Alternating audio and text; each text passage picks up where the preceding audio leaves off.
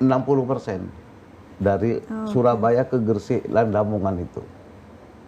Kan sering banyak kecelakaan apalagi di garis lintas dari Bunter ke Lamongan itu sering.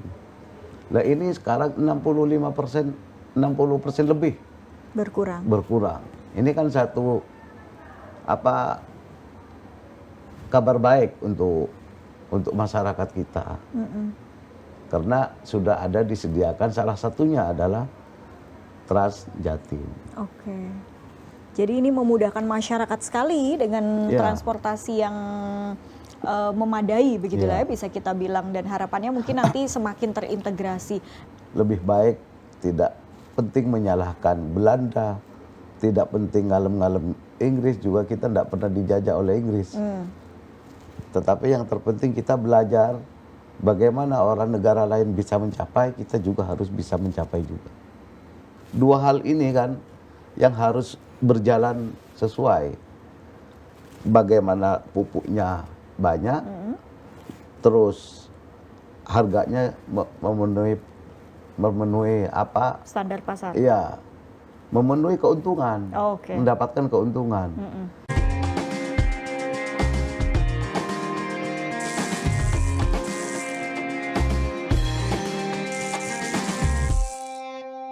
Assalamualaikum warahmatullahi wabarakatuh. Halo dulur Jatim semua, jumpa lagi di Jatim Channel Podcast DPRD Provinsi Jawa Timur. Dan hari ini kita akan membahas terkait dengan usulan BUMD Pangan dan Transportasi.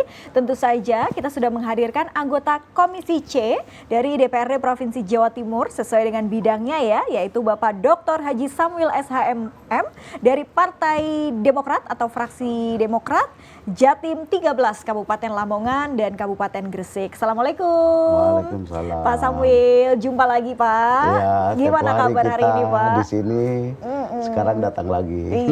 Iya, gimana kabar hari ini Pak? Baik. Memang JTV ini pemiliknya Jawa Timur kan? Tentu saja, dengan ini dulur Jatim ini selalu menantikan Jatim Channel Pak, podcast DPRD Provinsi Jawa Timur, karena berbagai hal yang akan kita bahas di sini. Dan hari ini spesial kita akan membahas terkait dengan usulan BUMD Pangan dan Transportasi. Ini memang sedang diusulkan ya Pak, BUMD Pangan dan Transportasi ini ya? Ya, kelihatannya itu sekarang itu bukan cuman diusulkan, di atas ini di Kementerian Dirjen Pangan itu kan sudah dibuat khusus. Jadi Provinsi Jawa Timur harus mengikuti. Di sana ada peraturannya, undang-undangnya, kita buat perda di sini. Oke. Mengingat juga Jawa Timur ini kan dijadikan lumbung pangan nasional juga ya Pak, salah satunya ya. Kalau transportasi Pak? Transportasi sebenarnya banyak. Ada laut, udara, dan darat. Nah, sebenarnya udaranya sudah tergarap lebih dulu nih, zamannya Pak Karwo dulu. Yaitu pembangunan lapangan terbang dari Banyuwangi, Sumeneb, bahkan Kediri, Bawean, dan di connect dengan wisata yang ada di Jawa Tengah, Karimun Jawa. Ya, itu terkoneksi itu sampai sekarang. Sudah tergarap dan sekarang sudah. Tetapi sayangnya kan masih ada beberapa lapangan terbang yang masih belum bisa optimal disebabkan beberapa hal. Yang pertama, landasan pacunya kurang panjang. Otomatis itu hanya pesawat-pesawat kecil yang bisa lewat di sana. Terus kecuali Banyuwangi ini dan Kediri sudah siap. Dulu Jember kan. Terus di Bawean itu landasan pacunya kurang panjang sedikit. Jadi dia tidak bisa pesawat ATR. Kalau seandainya bisa, rame itu. Saya kan asli putra bawahnya, daerah. Pak. Tuh, susahnya setengah mati orang-orang Singapura bilang ke saya, gimana caranya ke Bawean, hanya 1 hari bisa nyampe ke Bawean, kan gitu. Oh iya, harus ganti pesawat karena dan lain sebagainya. orang Singapura itu orang pekerja semua, bukan yang ke sini itu walaupun dia itu bawa anaknya, bawa istrinya, bawa saudara-saudara yang lain itu kan Di sana kembalinya walaupun dia itu sudah pensiun, tapi kan anak ponakan dapat kan kerjanya on time di sana, nggak seperti kita di sini. Nah ini yang masih harus betul-betul dibenahi, bagaimana provinsi, Pemprov itu meminta kepada pusat agar minimal bisa diterbangi oleh pesawat minimal ATR. Nah, ATR itu kebutuhannya 1.400 kalau tidak salah meter. Sedangkan di Bawean itu sekarang cuman baru landasan pacunya baru 900. Kan tinggal 500 lagi kan. Iya. Terus laut ya. Di Indonesia ini kan sudah pada pemerintahan Pak Jokowi dulu kan sudah ada program yang namanya tol laut. Nah, semula orang-orang banyak bicara bahwa tol laut itu dikiranya tol di atas laut kan. Tetapi itu adalah spek pelabuhan yang sama antara laut di sini dan laut yang di sana. Misal kata di Medan, itu kedalamannya sekian, speknya untuk kapal bobot sekian. Itu sama dengan yang ada di Gresik, misal kata di JP. Ada di Paciran, di Sorbes, terus ada di Maspeon, di Gresik, ada Semen. Gresik ini kota pelabuhan loh. Ya. Di semen, smelting, Smelter. Ya, dulu smelting itu, sekarang baru smelter. Oke. Nah, banyak sekali, Maspeon, semen, PLTU, terus banyak sekali deh. Seperti ini perusahaan Wilmar, banyak. Surabaya nggak kalah kalau Gresik itu potensi untuk pelabuhannya. Nah, di situ itu kan salah satunya itu ada spek yang sama dengan yang di luar, dengan yang di Sulawesi, yang ada di Sumatera, dan bisa juga di NTT. Itu yang dikatakan dilayani kapal yang sama dengan spek pelabuhan yang sama, itu yang dikatakan tol laut. Kan sudah digarap lebih dulu. Nah ini daratnya baru sekarang digarap. Dengan adanya Transjatim. Ya. Nah, Transjatim aja kan masih dari Surabaya, Mojokerto lewat Gresik sampai ke pelabuhan Paciran. Tuh. Ya mudah-mudahan pemerintah ini dalam rangka mengurangi jumlah kendaraan bermotor yang selalu macet dan bising, mudah-mudahan dengan adanya Transjatim ini terkurangi hal-hal yang kurang memuaskan seperti itu. Artinya data yang saya dapat itu sekitar dulu itu untuk kecelakaan lalu lintas, ya, itu sekarang terkurangi hampir 60% dari Surabaya ke Gresik Lamongan itu. Kan sering banyak kecelakaan, apalagi di garis lintas dari Bunter ke Lamongan itu sering. Nah ini sekarang 65%, 60% lebih berkurang. Ini kan satu kabar baik untuk masyarakat kita. Karena sudah ada disediakan, salah satunya adalah Transjatim. Oke. Jadi ini memudahkan masyarakat sekali dengan transportasi yang memadai begitu lah ya, bisa kita bilang, dan harapannya mungkin nanti semakin terintegrasi. Nah Pak, kalau kita punya Transjatim nih sampai koridor 6 ya kalau nggak salah ya. Terus kemudian ini apakah akan dipakai sebagai BUMD transportasi gitu kah atau bagaimana skemanya nanti? Transjatim ini kan satu bentuk dulu hanya pelayanan. Iya. Kelihatannya kok menguntungkan. Nah ini harus dibentuk terus mau BUMD kan. Ya. Oke. Ini menguntungkan sekali. Kita tidak membeli. Jangan dikira itu bisnya punya Jatim. Kita memberi kesempatan kepada pengusaha-pengusaha untuk ikut ambil bagian di Trans Jatim itu. Oke. Nah, kita subsidi karcisnya gitu loh. Awalnya kan gitu, tapi dihitung-hitung cuman mungkin subsidinya cuman 30%, tapi penumpangnya banyak, jadi nggak perlu disubsidi gitu loh. Oh, Nah, gitu loh, kan untung sekali kan, gitu loh. Awalnya hanya uji coba, setelah itu sambutan masyarakat bagus. Tepat waktu, mobilnya enak, ber-AC, Ya.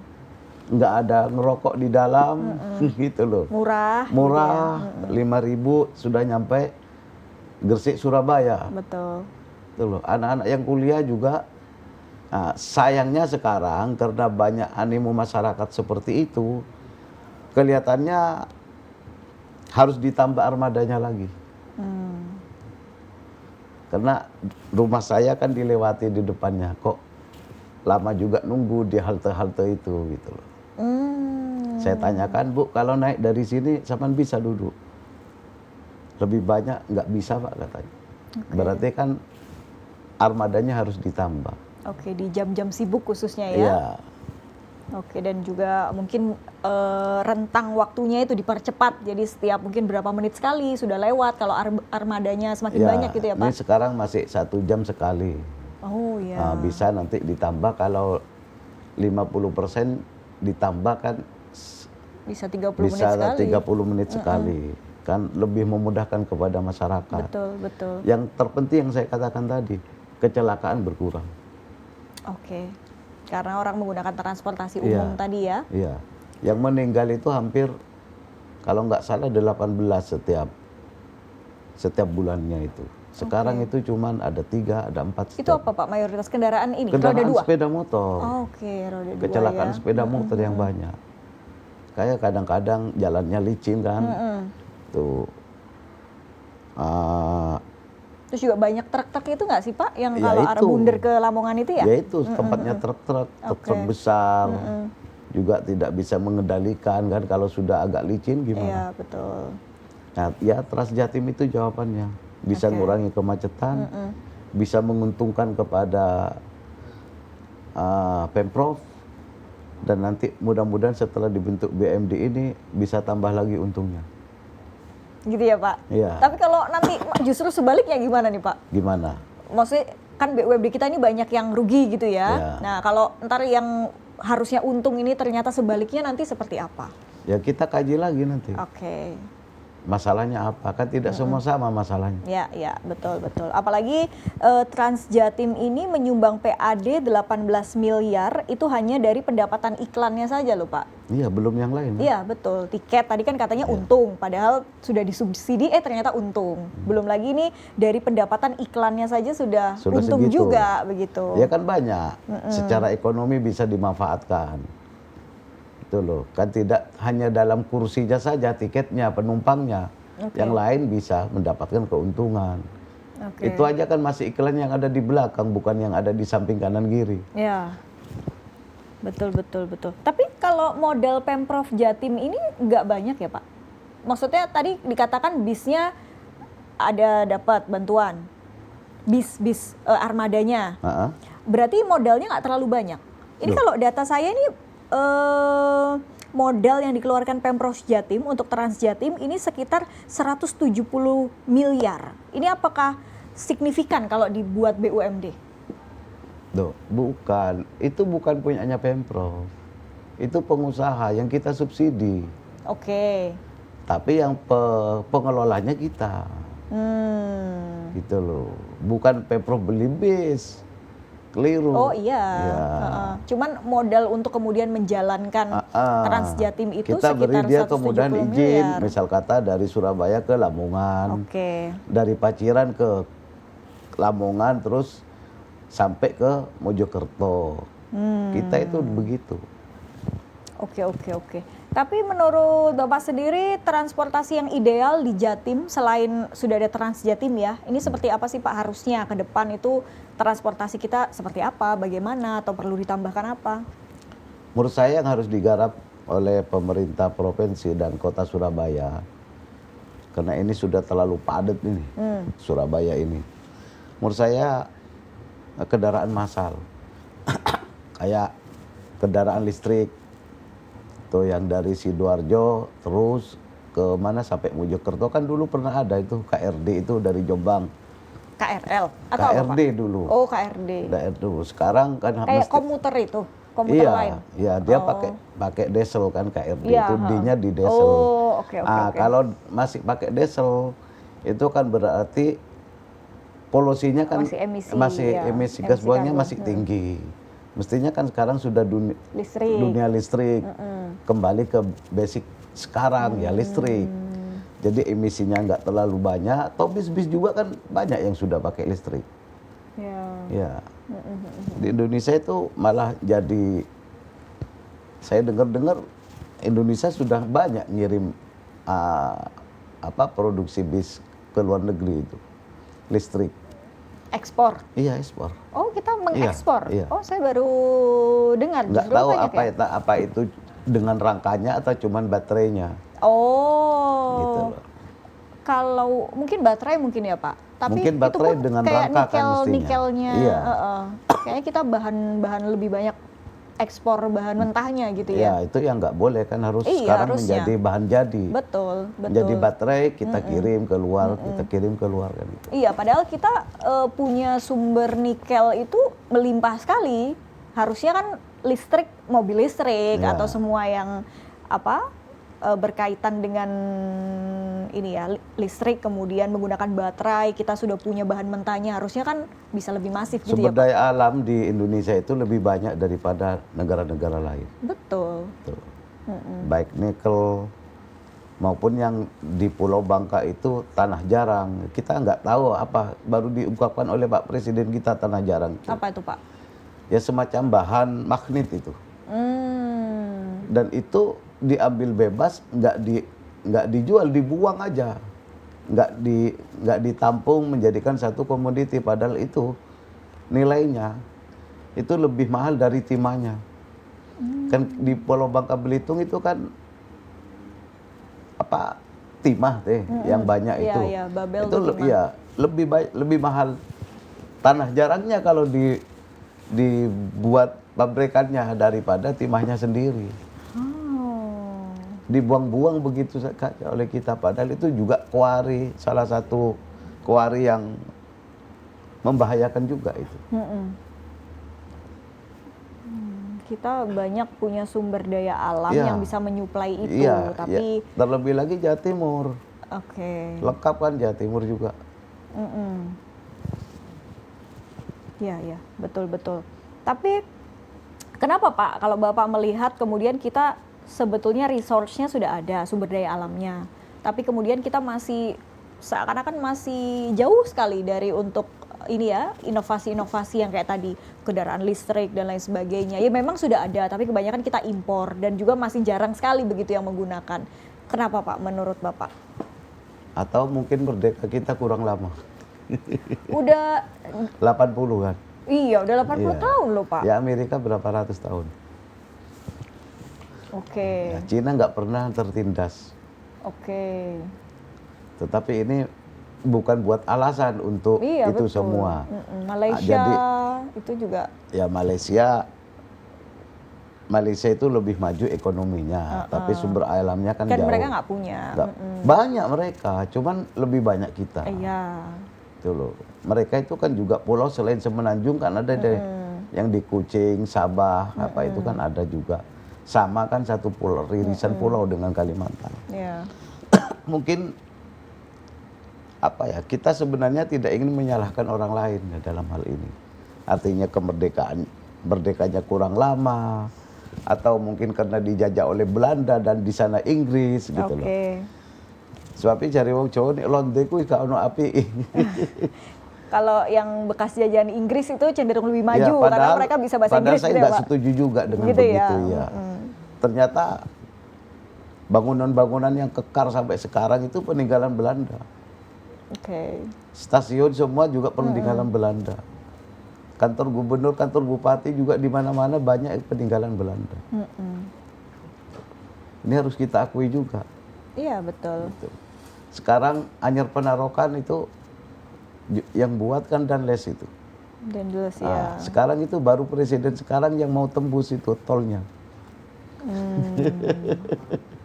Dari berapa presiden yang ganti, baru sekarang mau tembus sampai Banyuwangi. Kan Anyer kan dulu kan masuk Jawa Barat, Ya. Penarokan kan masuk Banten, ya. Situbondo. Ya itulah, nggak ngerti juga apa yang harus kita fokuskan di mana tentang hal itu. Namun lebih baik tidak penting menyalahkan Belanda, tidak penting ngalem-ngalem Inggris, juga kita tidak pernah dijajah oleh Inggris. Tetapi yang terpenting kita belajar bagaimana orang negara lain bisa mencapai, kita juga harus bisa mencapai juga. Mungkin lebih ke refleksi diri ya Pak. Iya. Harus kita Ya, jadi jadi inovatif. universitas yang sudah diberikan menjadi satu perguruan yang itu mestinya kan juga harus giat juga memberikan satu ilmu, wawasan, wacana baik secara teknik maupun regulasinya. Nah, kita kan kurang serius gitu loh. Gitu loh. Mestinya kalau memang misal kata ITS itu kan spesifikasinya di apa, Teknik, ya.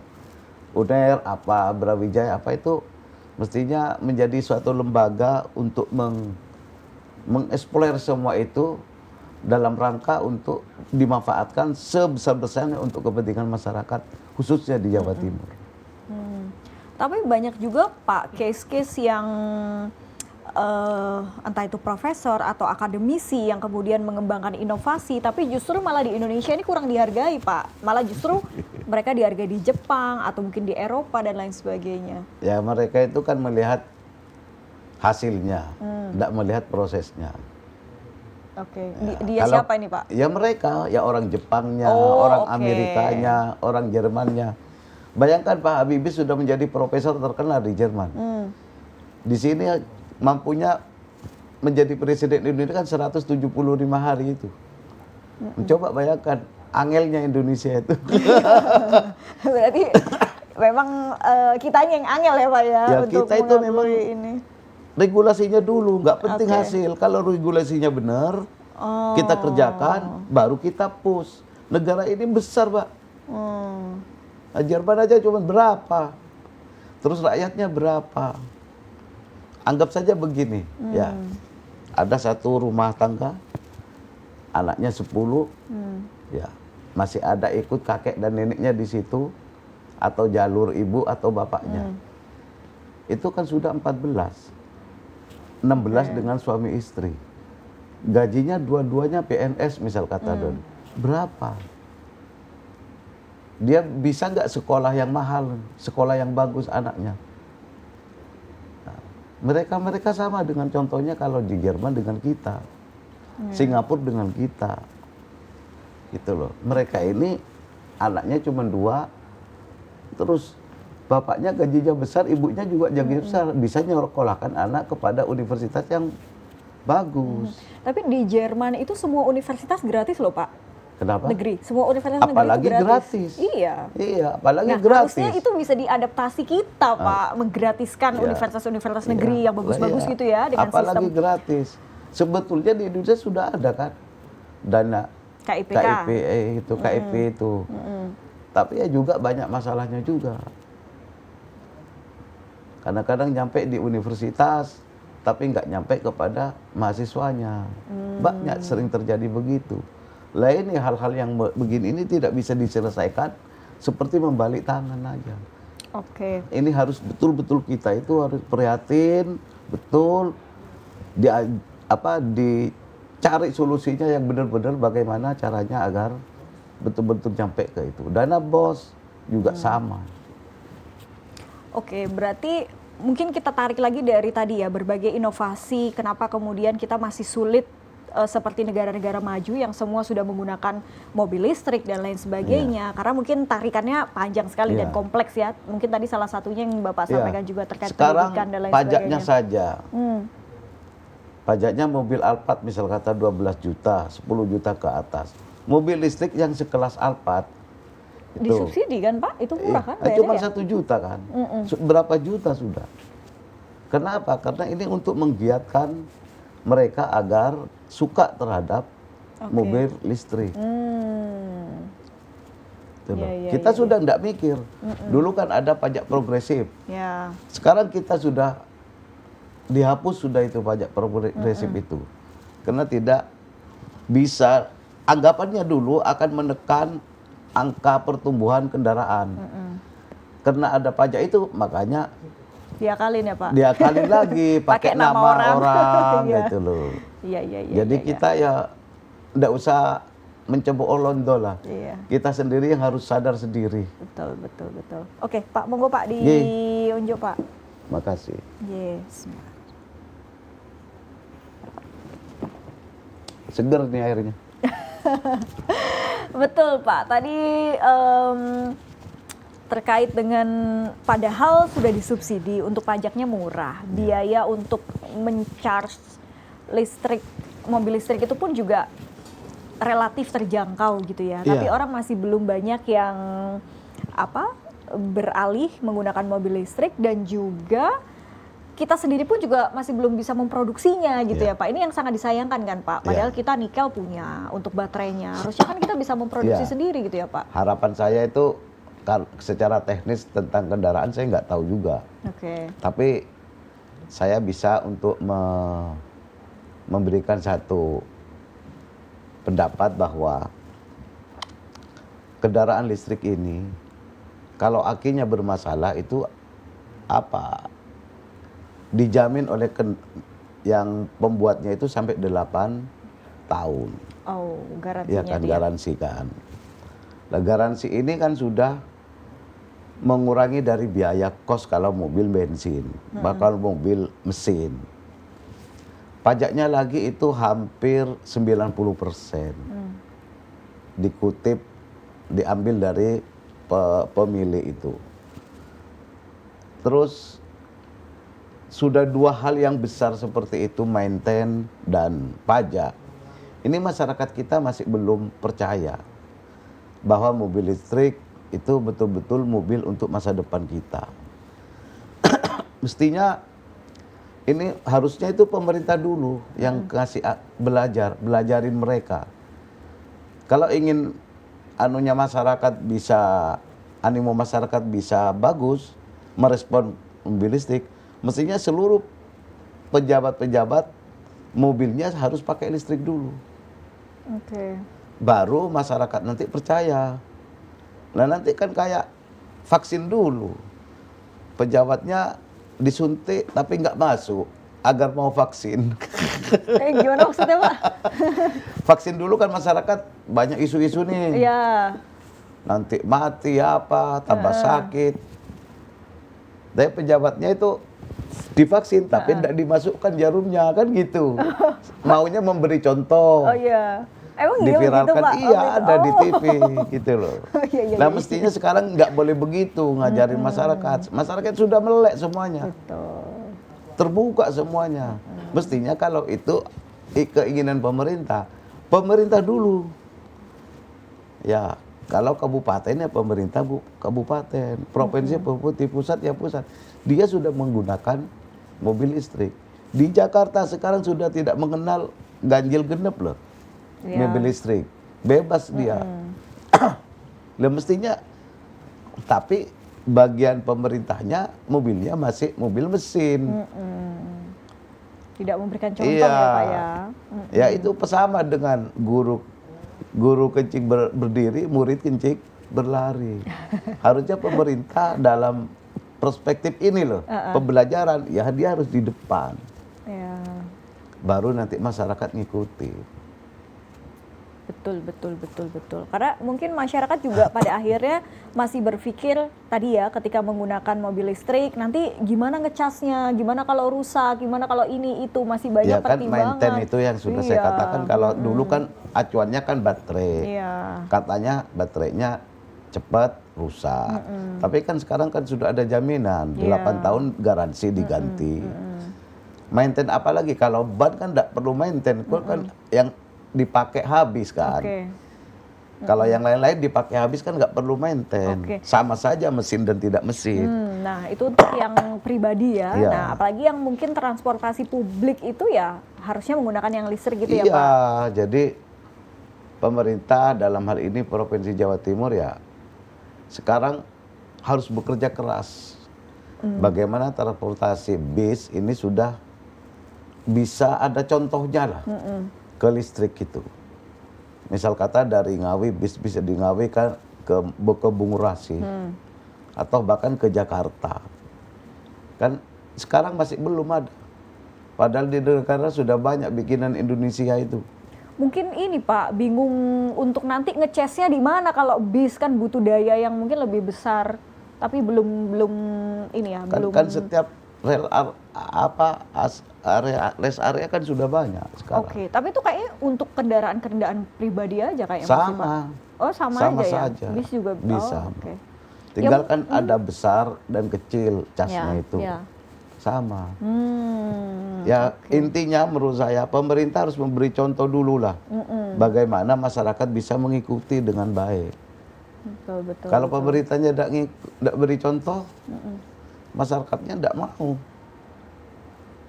Bahwa mobil listrik itu sebenarnya nggak rewel. Walaupun sekarang dalam tanda kutip sekarang ini kan harganya kan masih agak mahal. Ya, Gitu loh. betul. Tapi kalau sebangsanya saya kira tidak mahal. Dan juga tadi dapat subsidi juga gitu ya, Pak. Ya banyak lah. Ya mudah-mudahan transportasi khusus di Jatim ini untuk yang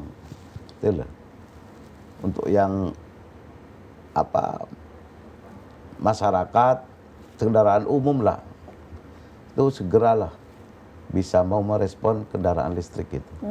Mungkin bisa diawali dengan tadi ya, bis dan lain sebagainya. Iya. Mungkin kalau kereta kan biayanya cukup besar, kemudian prosesnya pun juga lama gitu ya, Iya. Pak. Mungkin bisa diawali dengan bis dulu beralih ke Kereta listrik kan gitu. nggak mahal. Itu yang bus, Pak, mahal, Pak. Loh kan Ribuan kalau kecepatan triliun. seperti itu kan iya. ada yang yang biasa ya. kereta yang lebih lambat dari bus itu. Kan bus itu kan 350 km per jam. Dan kalau sudah 100 saja kilometer 150 ke Jakarta aja kan tembus juga 5 jam. Itu loh. Iya. Bisa Pak diinisiasi mungkin diusulkan gitu ya supaya mungkin melalui kalau ini nanti Trans Jatim jadi BUMD kemudian mendapatkan profit yang besar Nanti dan saya bisa akan berekspansi dan lain sebagainya. tanya kemungkinan-kemungkinannya nanti. Khususnya iya. karena ini bukan komisi saya. Oke. Tapi nanti kan tetap ada ketemu dengan komisi saya walaupun bukan mitra saya. Oh iya. Terkait dengan BUMD-nya tadi ya Pak. keuangannya. Terkait dengan hasil rugi labanya itu. Ketemu nanti juga. Nanti kan akan saya tanyakan. Oke, siap. Dan akan saya usulkan agar cepat, terutama Surabaya ini jangan macet, jangan polusi, masyarakatnya sehat kan gitu. Betul. Pak, harapan deh Pak ke depan ini untuk, karena sebentar lagi ini kan lagi diusulkan BUMD pangan dan juga transportasi. Iya. Yang harapannya juga ya bisa meningkatkan PAD lah, karena kita juga cukup unggul di Trans Jatim, kemudian di pangan juga kita sebagai lumbung pangan. Harusnya sih kalau dibuat BUMD kita bisa profit lebih banyak gitu ya Pak. Nah, harapan ke depan seperti apa Pak? Lumbung pangan untuk dapil saya aja ya ini. Boleh. Lumbung pangan itu dapil saya itu potensinya itu ada padi. Oke. Selain padi banyak nih, ada jagung, banyak kan. Tetapi lebih lengkap di tempat saya. Laut ada, Ya. ikan banyak. Terus ikan darat tambak juga luar biasa. Betul. Itu tercatat dulu hampir 27 sekian persen kebutuhan pangan Indonesia Jawa Timur surplus itu.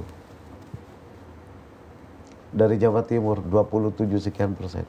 Dulu masih, sekarang pasti bertambah nih. Sekarang petani sekarang agak giat nih bertani sekarang. Karena berasnya mahal kan. Kalau berasnya murah kurang srekep dia bertani. Sekarang ada dua hal yang sudah diselesaikan oleh presiden kita. Kelangkaan pupuk, sekarang sudah tidak langka pupuk. Oke. Malah surplus, ya kan? ya. Ini kan melalui kesempatan ini saya berterima kasih. Yang kedua, ini harga gabah naik. Gabah. Ya, beras, masyarakat, petani. Dua hal ini kan yang harus berjalan sesuai. Bagaimana pupuknya banyak, terus harganya memenuhi Standar pasar. Iya, memenuhi keuntungan, mendapatkan keuntungan. Apa gunanya pupuknya banyak, tetapi harganya masih murah? Mereka kan juga tidak kurang semangat dalam bertani. Betul. Ada juga satu hal, pengairan, irigasinya kan. Walaupun pupuknya banyak, harganya mahal, tapi irigasinya nggak ada. Ya nggak hidup juga, padinya nggak bagus juga kan. Nah, tiga hal itu juga harus disempurnakan juga sebagai daerah Jawa Timur ini sebagai penyangga kebutuhan pangan nasional. Betul. Oke. Jadi itu harapannya ya Pak ke depan ya dengan berbagai potensi yang dimiliki ya Pak. Mata pencarian di Gresik Lamongan tuh paling banyak apa Pak? Ya petani dan petambak, nelayan. Nelayan ya, petani karena dan memang nelayan wilayah itu. pesisir ya, apalagi Lamongan. Nelayan itu dibagi dua Mbak. Nelayan itu ada nelayan laut, ada yang nelayan tambak. Di daerah-daerah lain tidak punya. Punya cuma sedikit gitu loh. Kayak Probolinggo kecil sekali, Situbondo kecil sekali. Yang pas itu memang Gresik dan Lamongan. Oke, baik. Baik Pak, terima kasih banyak tadi insight-nya luar biasa mengenai usulan BUMD pangan dan juga transportasi. Semoga usulan ini ya kemudian bisa direspon baik dan memang ya bisa mendapatkan hasil sesuai yang diharapkan begitu ya, menjadi BUMD yang profit di dua bidang ini, pangan dan juga transportasi. Sekali lagi terima kasih banyak Dr. Haji Samuil SHMM dari fraksi Partai Demokrat Jatim 13 Kabupaten Lamongan dan Kabupaten Gresik sudah berbagi informasi di sini terkait dengan usulan BUMD terkait pangan dan transportasi. Sehat selalu Pak. Sehat. Saya tunggu kehadirannya lagi di sini untuk berbincang berbagai problematika atau usulan-usulan Perda yang mungkin bisa kita bahas di lain kesempatan. Untuk dulur Jatim semua, terima kasih sudah menyaksikan Jatim Channel, podcast DPRD Provinsi Jawa Timur. Saya Silka Suarizona, sampai jumpa. Assalamualaikum.